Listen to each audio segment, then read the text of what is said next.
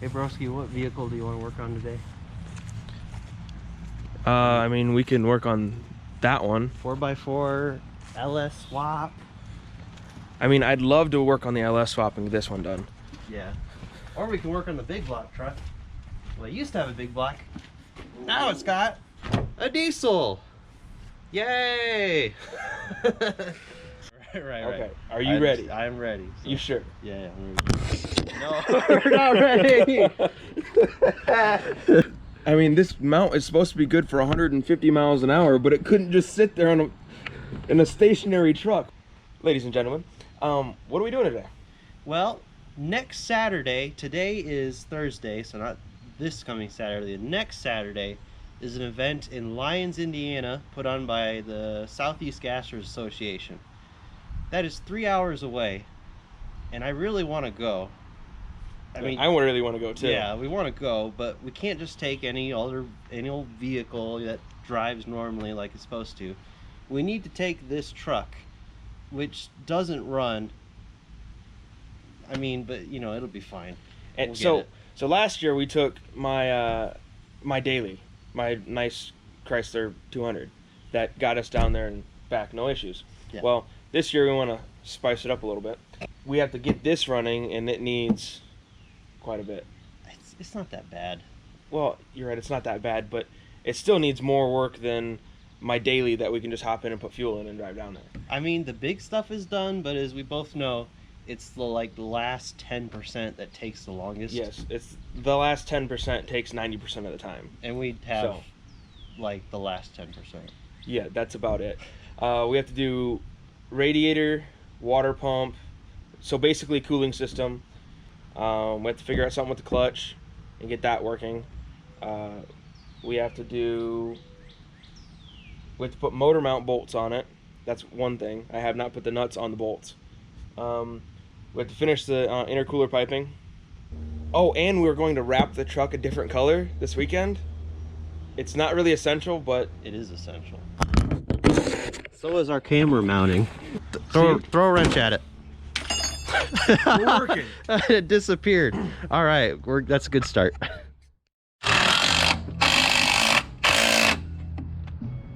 And so that's pretty tight. I don't know how tight to get these, but I'm sure there's a torque spec somewhere. Hopefully the radiator fits in between here. It will. It'll be alright. So this is my philosophy with wires. You just cut out what you don't think you need, and then you go back through when it's all out and figure out what doesn't work, and then figure out the wiring what doesn't work, and then you wire it back up, and then you're good. Yes. All right, nice new water pump. Something tells me that won't fit, but I mean, I don't know. Do you want to make a bet? Let's just make a bet, because I don't know if it's going to fit and you don't know if it's going to fit. Okay. So, what's your bet? Taco at Taco Bell. One taco. Okay, one taco. One taco. Well, I'm saying it's not gonna fit. I'm saying it's gonna fit. Really? Yes. So taco at Taco Bell. Taco at Taco Bell. All right. Taco at Taco Bell if I lose. All right. And we will. That will be on video towards the end of the video. If it works, then he's gonna be buying me a taco. If it doesn't work, I'll be buying him a taco. But there will be a taco being switched hands later on in the video. So we'll keep watching. All right. So I owe him a taco. Continue. The fan and the radiator do not fit together. So in order to save money and in order to get this project underway, we're going to take this truck apart and pull this radiator and these fans off this truck and possibly the brake booster. Oh. So we have brakes on the way down there? Maybe. Maybe. We haven't gotten that far yet. This just in.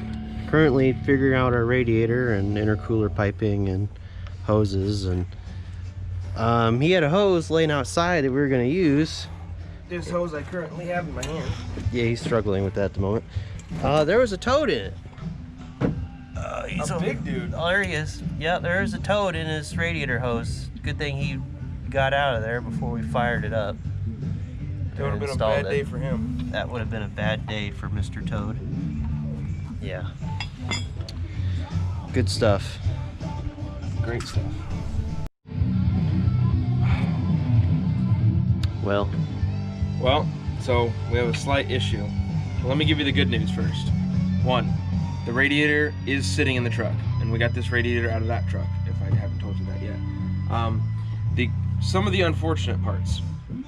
All right, one, if you look down here, our second radiator fan does not fit between this and all of the accessories. One of them does, but the other one does not. So we're going to have to figure out either putting a second one on here, or if we can run it with only one.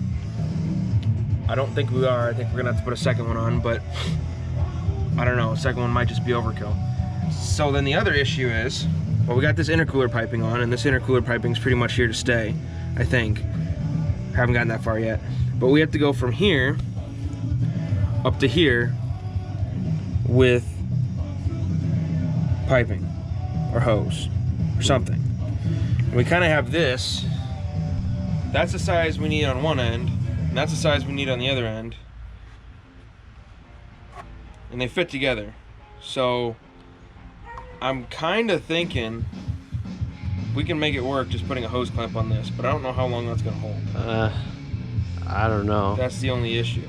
It might work if you put a metal sleeve inside the smaller piece, and then you put a hose clamp around this. That might work.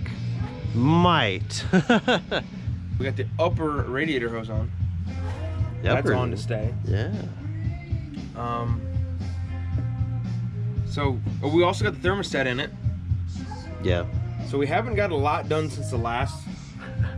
It doesn't seem like it, but we've been working non-stop since the last time, and it's been like an hour and a half, 2 hours. It's been a bear getting the radiator in. Yes. You had to cut the inner fender over there a little bit to get that intercooler pipe. It was a lot. Don't lie to the viewers. Okay, it was a lot. We had to cut a crab load out. What's done is done. I mean, worst case scenario, I just buy a new set of inner fenders. Yeah.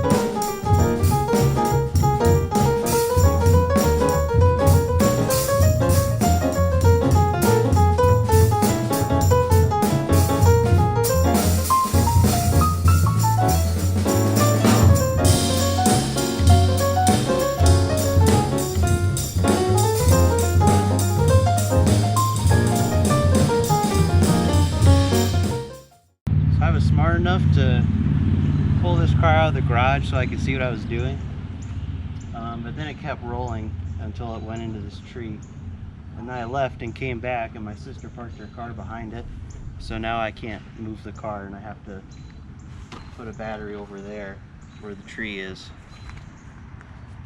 So that was really fortunate.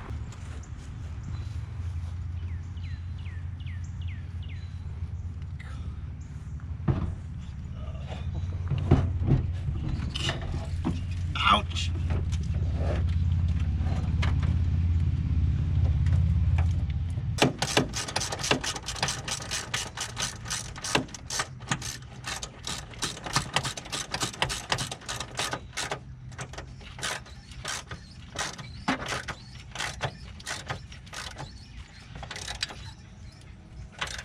So the gas is probably 8 months old.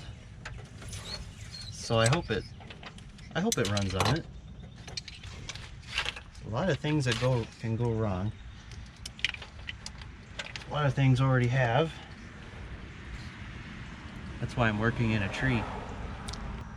Alright, now this has to fire up and drive away from the tree so I can change the oil.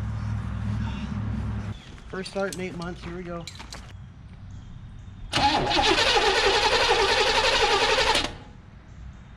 Okay, that's a good sign.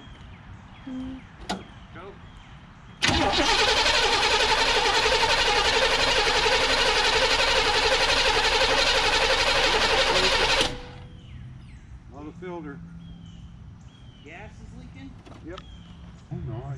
tripping. You want me to turn it and you look at it? Yeah.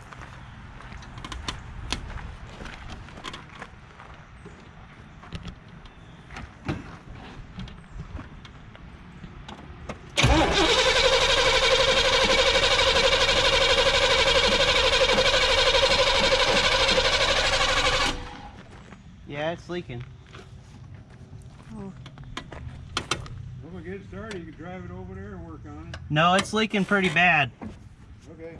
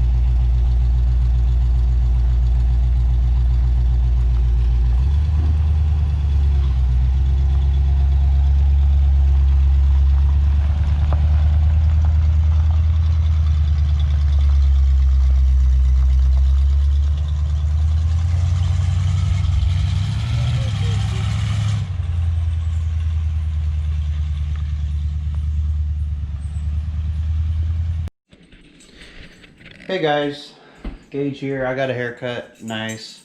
So here's plan B out here. Got this running last night. Did an oil change and changed all the, well, I checked all the fluids. I only topped off tranny and rear end fluid. 82 Camaro was a V6 car that swapped a 350 into. So I remember the lock cylinder on that side is broken. You can't unlock it from that side. This is a Berlinetta. It's not an IROC, but I got an IROC hood really cheap with some crazy black sparkly paint. Yep. Yeah, I checked the fluids. Only had to top off tranny and rear end. GM crate motor, 350. It's just the 190 horse one, but it's supposed to make 250 with the headers and Holley carburetor. Carb hasn't been gone through in a long time. When I was driving it back from my dad's house, it was bad. You'd stomp on it, and when it would do the shifts, it would do a good old little flare shift, you know, the wee wah wah, that kind of shift, you know what I'm saying? The slip and shift. Time to go, broski. It's time to go. It's time to go. We are sitting at his house right now, about ready to go get some fuel for this thing, and then hightail it down to Lyons, Indiana. We have 2 tires in the back and a bunch of tools, because the tires in the back of this car are not all that great. These are junkyard tires. Yeah. The wheels and the tires are straight out the junkyard. Yeah, they were on a junkyard car that I pulled off of a couple years ago, so who knows? I mean, it's no big deal. No big deal. We just need to get going.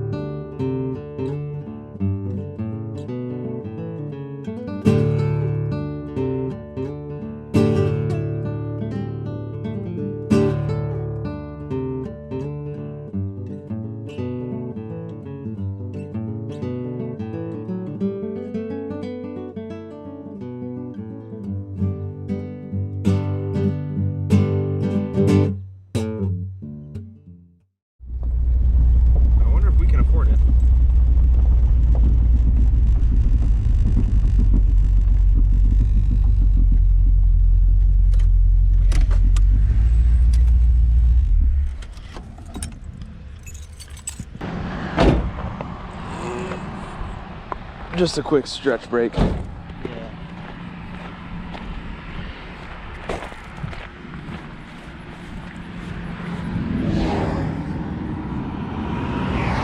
That sucks. It's an automatic. Automatic? Yeah. Fairly clean. I mean, there's not much rust on it. No. And it's a 12 valve, so that means it's before 98.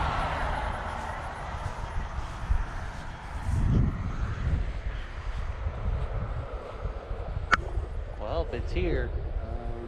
Number. It's got fifth wheel rails in it. Oh, yeah?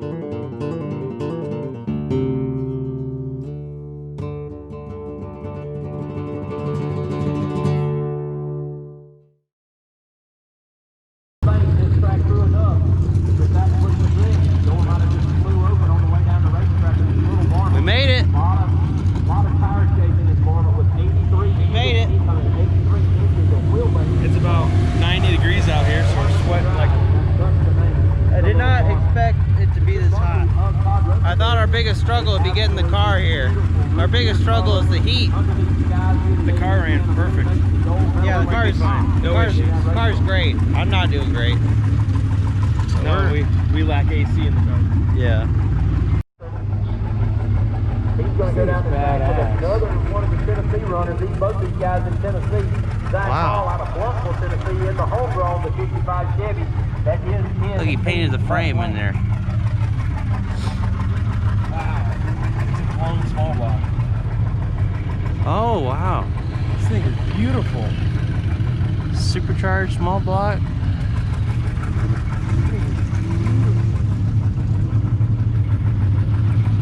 Talk about craftsmanship.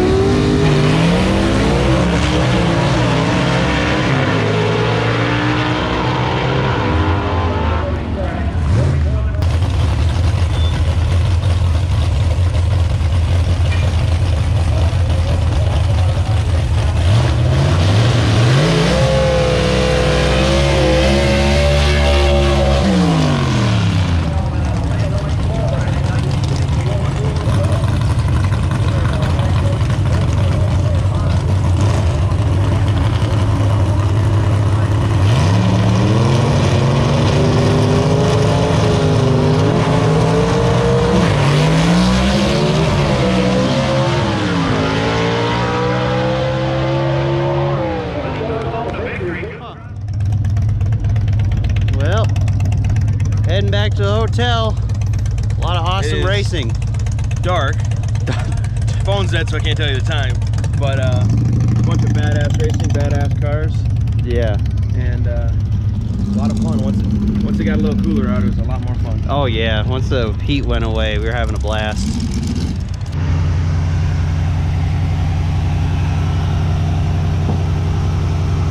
We're gonna go get some pancakes. Yeah. Hit that throttle one time, broski. Choke works great.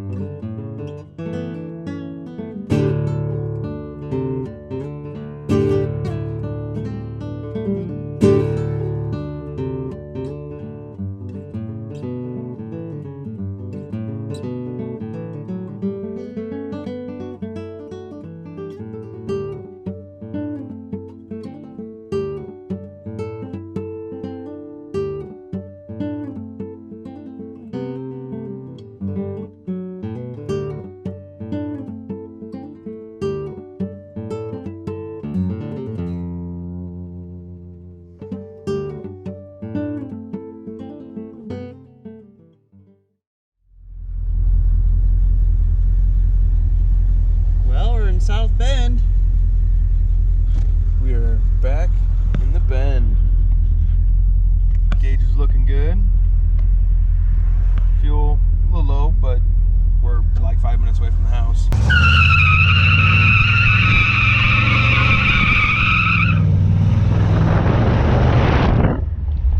I wonder if I got any of that on video, but that was pretty cool. There's no smoke. Look down there, see how his foot is. He's gonna do it. No, I'm not gonna. I'm not gonna do